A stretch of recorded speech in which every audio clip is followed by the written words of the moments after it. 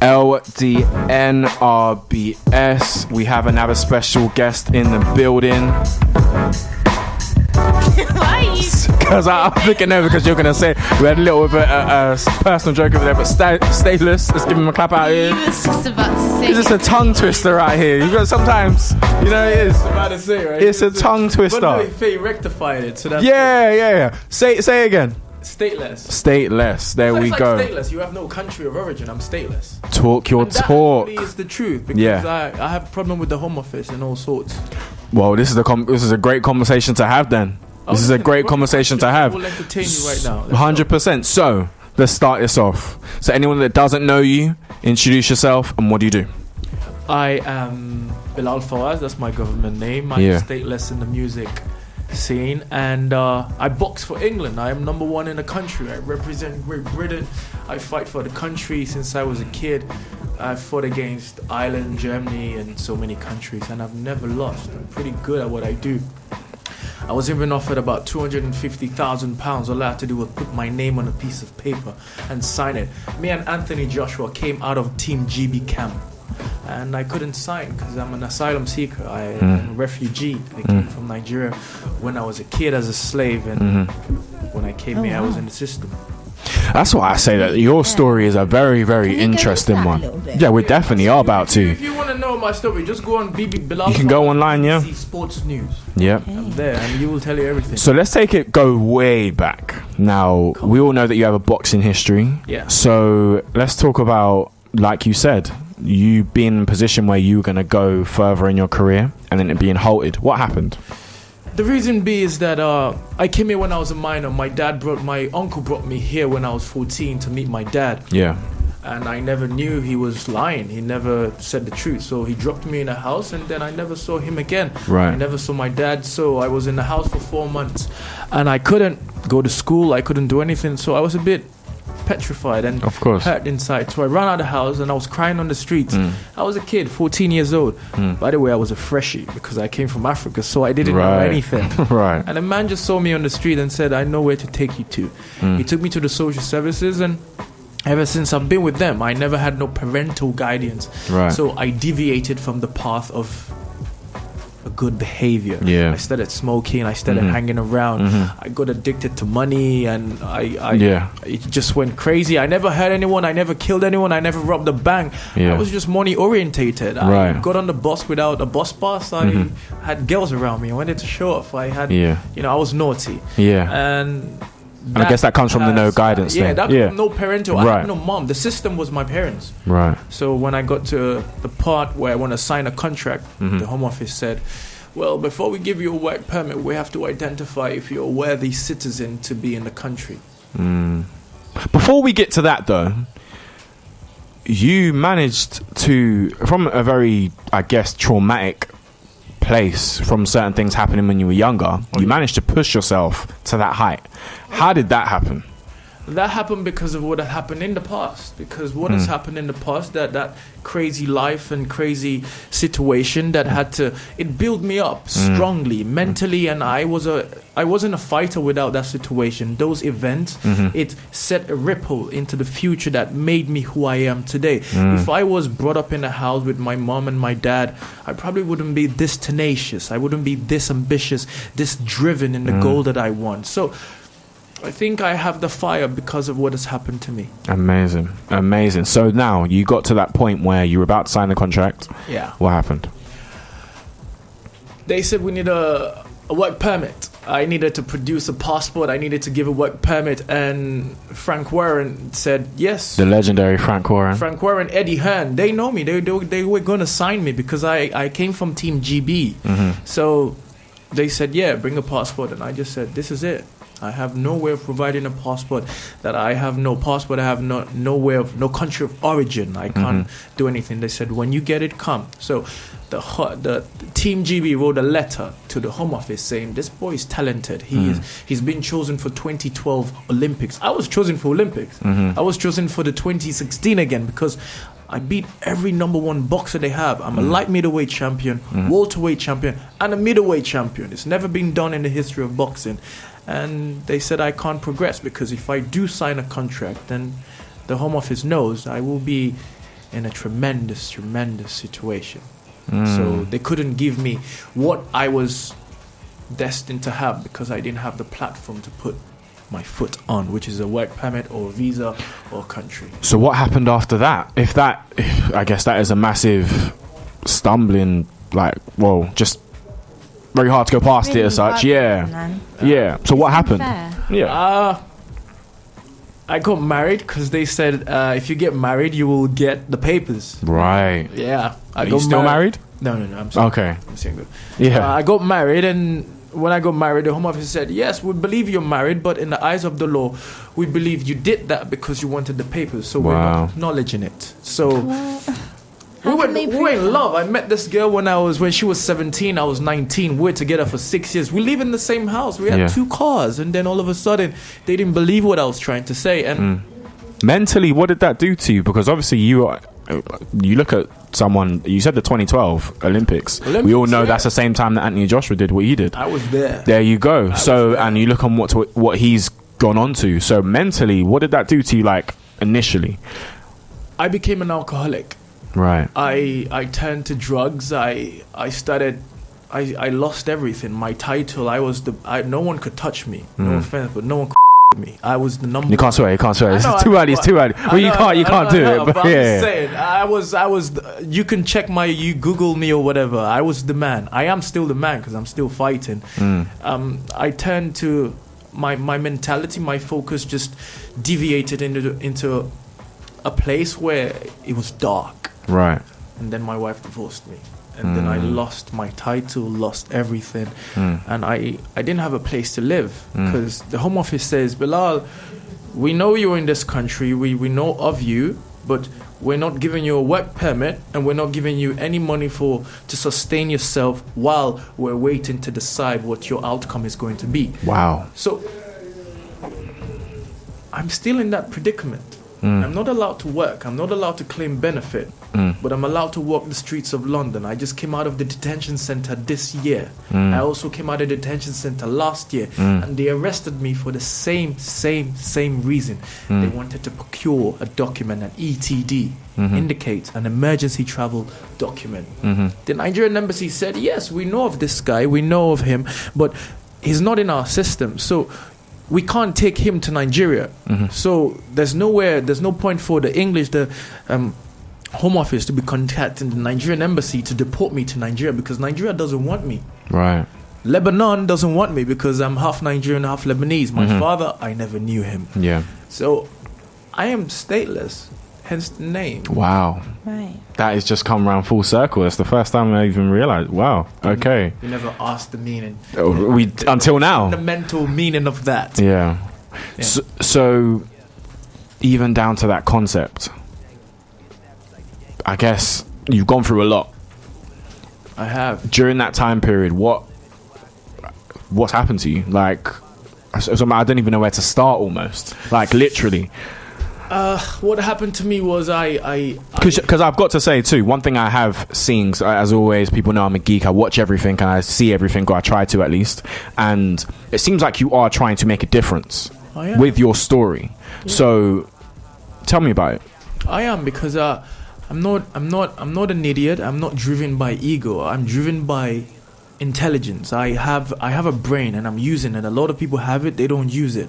You can do whatever you want if you put your mind to it. All you got to do is be persistent and be hardworking and work smart, not hard.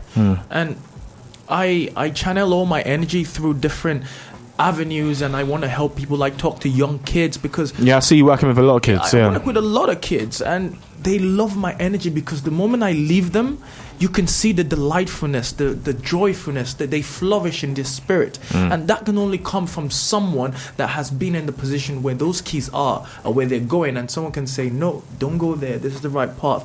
So 100%. I'm trying to make a difference, but I can't do it because I have no structure. I have no fundamental foundation. When you build a house, first of all, you can't just build a house. You got to have a foundation, a place where the whole house can sit on.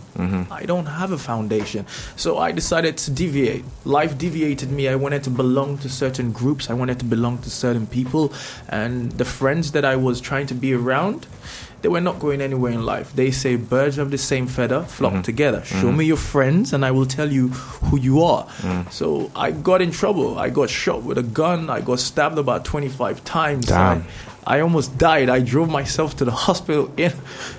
It's crazy. So sounds crazy. It is. So because of that, I've decided that I had a taste of that demographic, taste of that category, and it's not what I'm looking for. And in boxing, I play around with people in the ring. They can't touch me because what they're doing is using muscle to achieve what they want. Muscle is half of the way, but the brain is another half of it. Yep. So if you combine being structured, being intellectual, smart, and go and get what you want with hard work, you will get there. But I mean, you definitely have the confidence of a boxer. I think it's sad that you're not. Are you fighting at the moment? Yeah, I am. So you still can do it? Yeah, I am. I'm still doing it. I mean, you should see the condition of my body is amazing. It's crazy. So yeah, spoken like a true boxer. Yeah, literally. No, I mean, trust me, it's crazy. Yeah. I think it's good that you're not allowing your background and what's happened to you to take an impact on you. You are trying to do better for yourself. It's inspirational. It is definitely your own story itself. What kind of keeps you on the right path? What keeps you going? Because obviously you've been through a lot of what most of us haven't even touched on. And mentally, you seem very on the ball. So what kind of keeps you at that space? What keeps me going is knowing that one day all this will pay off. All this. When I meet people, I show them how open I am with my heart. They use me. They treat me like an inferior individual. I smile at them because I know what I see. I can't burn all the bridges I have. So what keeps me going is that idea, that notion, that belief, that sensation that if you keep knocking on the door, one day somebody will open. And I'm knocking, man. I'm knocking. Where do you see? Because it seems like, because I remember before in the interview you talked about your destiny, and you took your destiny away. Yeah. Somewhat in the back of my head, I'm almost feeling like you had a different destiny from the very start. Yeah. And going forward, where do you feel like your path is leading you?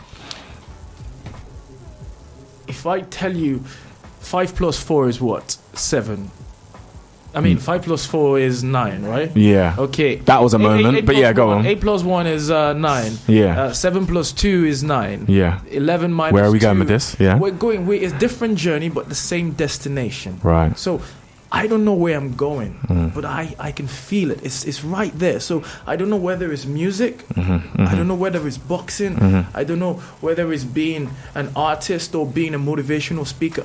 I just know where I'm going, and I know that no matter how hard it is, if I keep trying, I will get there. It doesn't matter which way. But you can't put all your egg in one basket. True. You have to try. If you don't try so many things, who says you're only allowed to do one thing in life, one career? Whoever said, nobody said that. But why is everyone choosing one path? Yeah. Choose so many things. And by doing so many things, you broaden your perspective. You kind of, you're more human. You're more delightful. You see the better things in life rather than just following one thing. I dance salsa. I'm the king in salsa, trust me.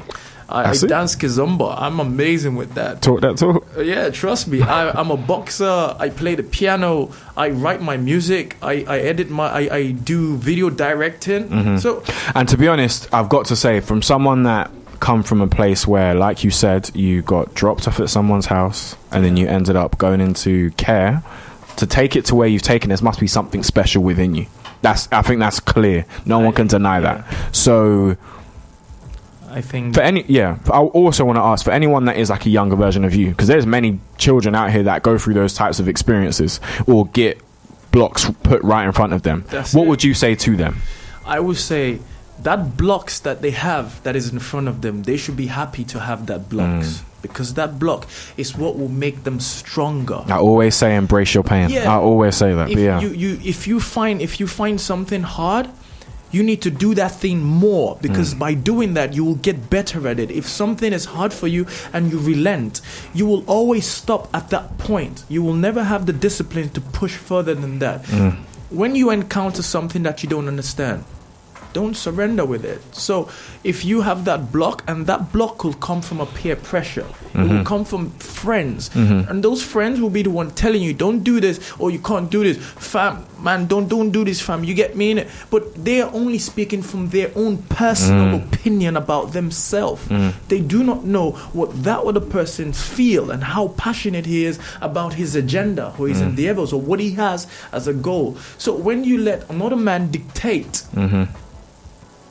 you're pursuing whatever you want, you will never get there. So please put that block there. Tell them to embrace the block. That block should be a motivational catapult. It should catapult them in forward to get whatever they want. That block is a good thing. It shows that you're doing something good. Trust me. If you don't have a block, then you're like the majority. People that have blocks, the road to success is paved with bad intentions. Real. Sometimes you just gotta let people speak. Like, Sometimes you just gotta let people speak and understand exactly what they're saying. So, because Pulse will definitely kick us out in not too long from now. Talk about my music, bro. Let's talk about your music. Yeah. What's coming? What's coming? I have an EP coming out next year, and I also have next week, this Friday coming, I have 2 video shoots happening on the same day. Talk that talk. 2 video shooters in a mansion. We're going in a garage with Lamborghini Mustang, and it's crazy. I did definitely see on Instagram you posting up someone's place, and it did look crazy. It looks sick. Yeah, man. it did. It looks sick. Trust me, we're accumulating, and everything I'm doing is just from my own. I'm orchestrating everything, organizing, putting things. I have no manager, no nothing. I just see the vision, and by seeing the vision, I pursue it. So, music in boxing, I get the punch, and I'm good at it. But I can't say what I'm feeling. I can't speak. I can't voice my Express opinion. yourself. I can't express I can express it in an artistic way with footwork and being classy or whatever in the ring and showing like you can't touch me. But when I do music, I can speak, I can motivate people, and I can enlighten them about things. If you listen to my track, they're quite powerful. I'm not talking about gangster shooting or big Uplifting. bully. Yeah, it's uplifting, but at the same time with a bit of a rebellious approach, because everyone has a bit of rascality in them, and I know that. To get to where I am, I had to be a fighter. So you got to have a bit of a hunger attached with whatever you want. So my music is good. It's not something that you listen to and you feel like you want to go out and punch someone. It's like you listen, you're like, yeah, okay, I feel, yeah, I can do this. What do you want to mean to people as an artist? I want them to see me as someone that when they listen to me, they feel passionate about whatever they want and not to give up. I want to be an inspiration, motivational symbol. And yeah, I feel like I know it's coming because every time I do a track, every time I release a new track, there is people coming and doing stuff and offering me stuff and telling me, you're getting, this is good. You keep going, it's going to happen. Consistency is the key. 100%. So. And lastly, it's your socials too? Yeah, my social is official Bilal Fawaz, BILAL FAWAZ. You can check me out on YouTube, Statelezz, on Apple, Spotify, whatever, and stay tuned for tracks that are coming up soon. 100%. And this is another LDNRBS co-sign. For me, it's another inspirational interview today. I think we had quite a few today. But clap for Statelezz out here for sure. Get it. Any last thing you want to say to the people? I want to say never give up in any endeavors and any encounter you encounter. Just keep pushing. You will always have people that will tell you can't do it or you shouldn't or it can't be done. But that's their own opinion. Have an opinion. Come on. 100%. LDNRBS.